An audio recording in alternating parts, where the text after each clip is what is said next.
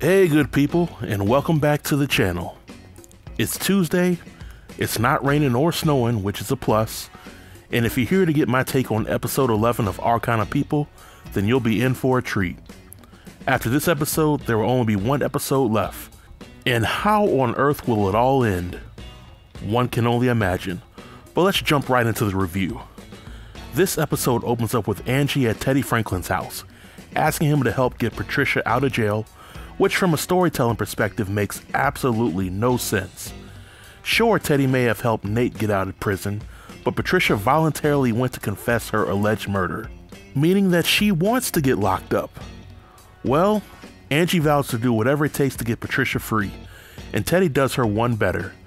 Teddy not only agrees to help Patricia get free, but he also agrees to help set up a trust fund in Nikki's name and fully fund Eve's crown if Angie just leaves the island for good.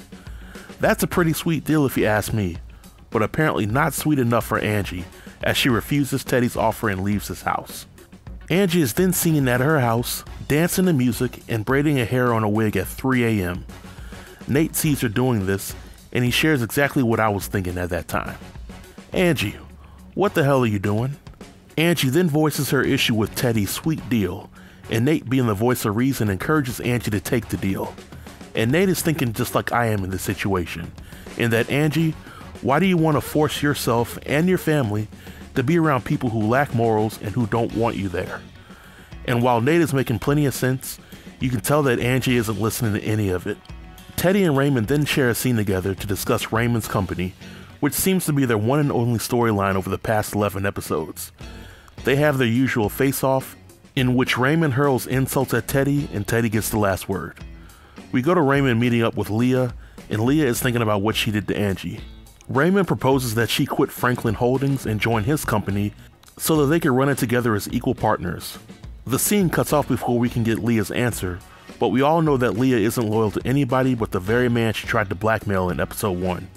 Nikki is then shown FaceTiming Taylor, telling her about all the things that are going on. Nikki ends the call by telling Taylor that she loves her, and Taylor does not return the mutual feelings. We then see that Lauren was in the room the entire time Taylor was FaceTiming Nikki, and the two debate on whether their entanglement is technically cheating because it's just sex. They use the death of Uncle Jack to justify why they had sex, and this dynamic between Taylor and Lauren is a far cry from the beginning of the season, when Lauren tried to kill Taylor. Did they just forget all about that?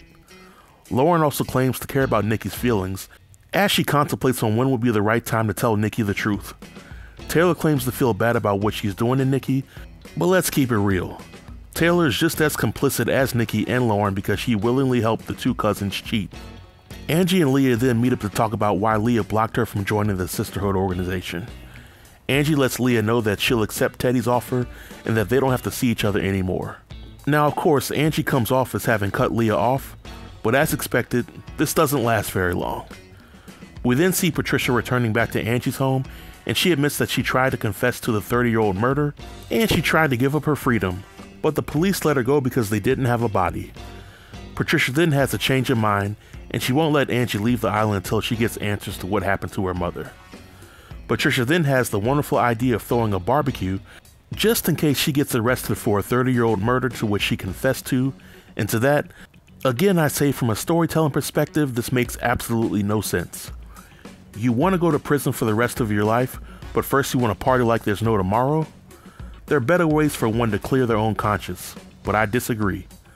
Later on at the barbecue, Patricia's ex-boyfriend Darius shows up, and surprise surprise, he isn't dead, but rather he played dead and hid from Patricia with the help of Teddy Franklin so that he could start a new life. I pretty much knew that Patricia was never going to go to prison, so this whole storyline was a big waste of time. But later on, Patricia's ex-boyfriend Darius meets up with her, and he gives her a gun that Teddy gave him to get rid of. And if you ask me, this might be the same gun that Teddy may have used to kill Tyreek's dad, and Angie's mom may have had some knowledge about it, and that's why she was framed and caught up with the drugs. I know there are a lot of hypotheticals going on here, but work with me.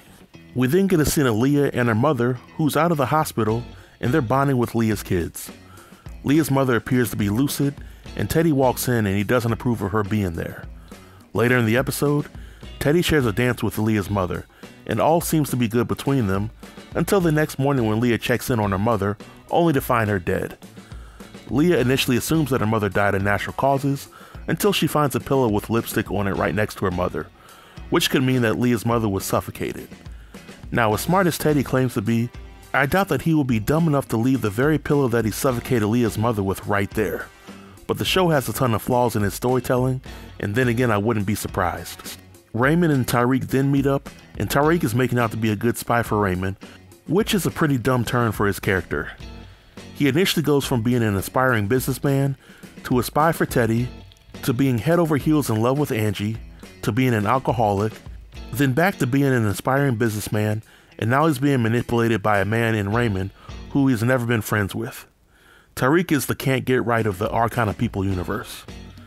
We then go to Quincy, who was with his girlfriend Sloane, and Lauren interrupts them to confront Sloane's intentions for Quincy. Sloane then threatens to tell Nikki about what she and Taylor have going on, which is an idiotic move considering that Crazy Lauren is back, and when Crazy Lauren is in that mode, she snaps and she starts killing people. Later on in the episode, Quincy meets up with Lauren to discuss how she's treated Sloane, and Lauren goes back into mean girl mode, sharing that she believes that Quincy will drop Sloane in no time. We get a scene of Teddy hiring an investigator to look into Uncle Jack's death and to pay close attention to Raymond's involvement in the matter, which in my opinion was the only good storyline to be introduced in this episode.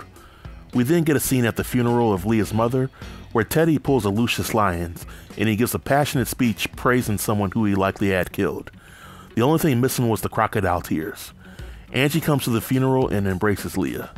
And the episode ends with Angie returning from the funeral and being greeted by Patricia, who shows Angie the gun that was given to her by Darius. The two of them vow to take Teddy down. Now on a scale of 1 to 10, I'll give this episode a 3. Story-wise, the episode was all over the place, and it's becoming more and more inconsistent with the established character development for the people on the show. Next week is the season finale, and I definitely can't wait for it to all be over. So this marks the end of my review, and on tomorrow, I will try to squeeze some time in to do my Kings of Napa episode 2 review before my Married at First Sight review. But let me know what you thought about this episode in the comment section below, and I'll be sure to reply to each and every comment. Until next time, stay tuned and stay safe. Peace.